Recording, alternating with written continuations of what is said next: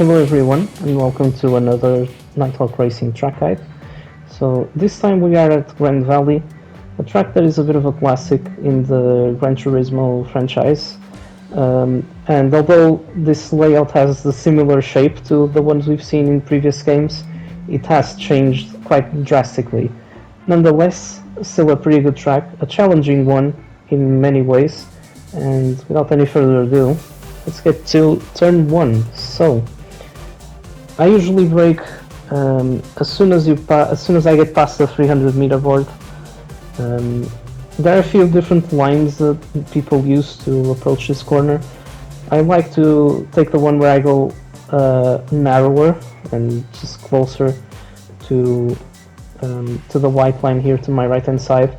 At this point you're probably going to be around first gear and coasting for a little bit, and you can use just one of these two reference points. So as soon as you see the transition between just the tarmac and the sidewalk, or the transition between these two patches of tarmac from the darker one to the lighter one, that's what I usually have as the reference to accelerate out of this corner on full throttle.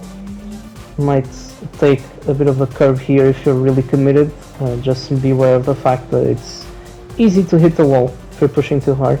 Now, these next few corners, there isn't really much to say about them. They can be taken flat out, but there is a specific point, which is in this corner, if you have the wrong turning point, you might find yourself just understeering wide and picking up a track limit penalty in the upcoming bits. So you want to make sure as soon as you get to this part of the bridge, either on the shadow or a little bit after, that you start turning in.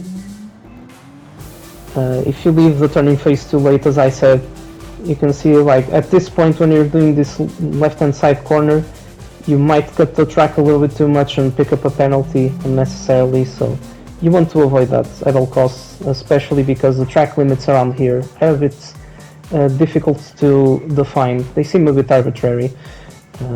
You're going to be arriving at this section in quite high speed, so ideally you want to be braking somewhere between the 400 and the 300 meter board. So let's say a theoretical 350 meters for this one. And you're going to be turning in around the point where you get to the 100 meter board, and ideally just take a bit of a wider entry here. And as soon as you're getting to the apex, you're probably going to be in first gear, and as soon as you get to this point where you can really feel the banking, that's when you're going to accelerate and then exit wide once again. Probably going to be in around second gear at this point in the majority of the cars. Then we get to turns 6 and 7, so once again taking a bit of a wider entry. You don't need necessarily to go on top of the white line, but take a bit of a wider entry here. And I don't think there is necessarily a braking point for this corner. I usually go by feeling, so as soon as I start to feel once again the banked part of this corner just becoming more noticeable, I go slightly on the brakes. I don't necessarily need to go fully on the brakes. It's just something that basically enough of an input that slows down the car, but mostly that helps with the rotation of the car through this corner. And yeah, beware that this track in general, but especially through here, the grip is pretty low, and there are a few points where you can lose the back end of the car, so just be careful with that. And then I'm gonna be taking this line through here. You can cut a little bit of this part of the track to straighten up your line, and then as soon as you get to this section, you want to brake basically just a little bit over halfway. Once again, I don't really have a great reference for this one, just go by feeling. But yeah, beware if you're fully committed. Once again, can get really close to this wall and it's easy to hit it, pick up damage, and so on and so forth. In here you're gonna be at around second gear, and as soon as you see this Grand Valley sign above me, it's usually a good reference for your braking point for this corner. This is a bit of a slow corner, so you're going to be in first gear by the time you get to the apex. Once again, getting as narrow as possible, then accelerating onto the exit. You might want to upshift once again because the car can get really unsettled through there. And then we're going to reach this part of the track over here. So you want to brake just before the 100 meter board in here, and then you're going to be braking throughout the majority of this part here. Then you're going to coast ever so slightly, and as soon as you see this WeatherTech banner above, that's a good reference for you to start going fully on the throttle again and into this section here. And now this is one of the trickiest corners of the track, I'd say. And yeah, it's really one of those where you have to judge everything just perfectly in order to maximize your time here.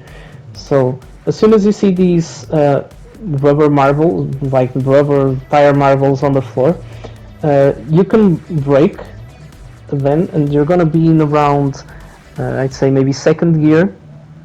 I'm gonna accelerate ever so slightly, and as soon as you get past those marshals and this photographer to my right, you're gonna want to start preparing the acceleration phase, which should be done basically as soon as you get close to once again, you can always use the transition between the tarmac. Yeah, so you want to start accelerating, going full throttle before this transition here. Once again, if you're fully committed, you're going to get pretty close to the wall, so just beware of the risk. And then we get to the final part of this track, which is one that is not necessarily easy to get consistently right. So you want to brake as soon as you get to the 100 meter board, and when you get to the point on which you're entering the tunnel, that's when you're gonna turn in for this right hand side corner.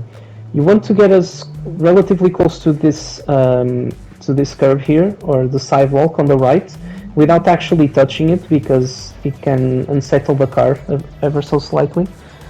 And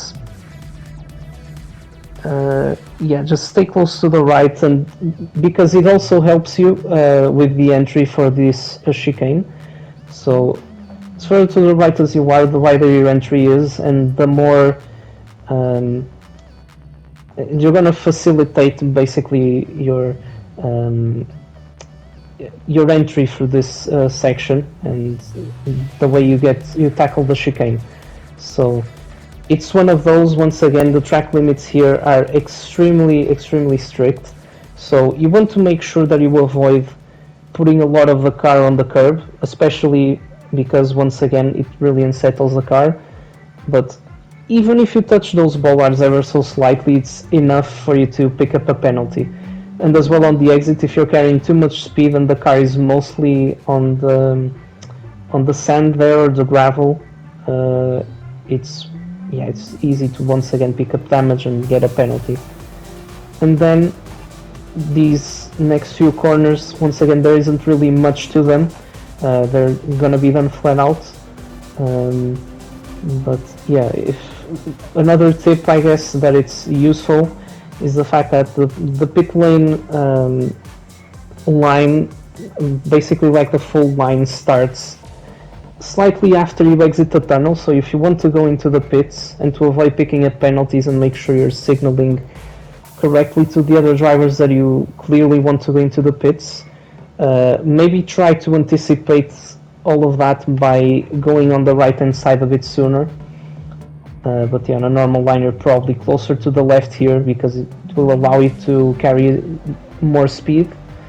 And yeah, you're gonna accelerate to the finish line, and that's it. That's a lap around Grand Valley. I hope this track guide is useful. If you want to see any more track guides and any other GT7 and racing content, please make sure to check out the Nighthawk Racing. We're present in a vast majority of platforms, mainly obviously YouTube, where we upload as well some of the races from our championships, Instagram, TikTok, and yeah, just make sure to check us out for more track guides as well. And yeah, shall see you all very soon.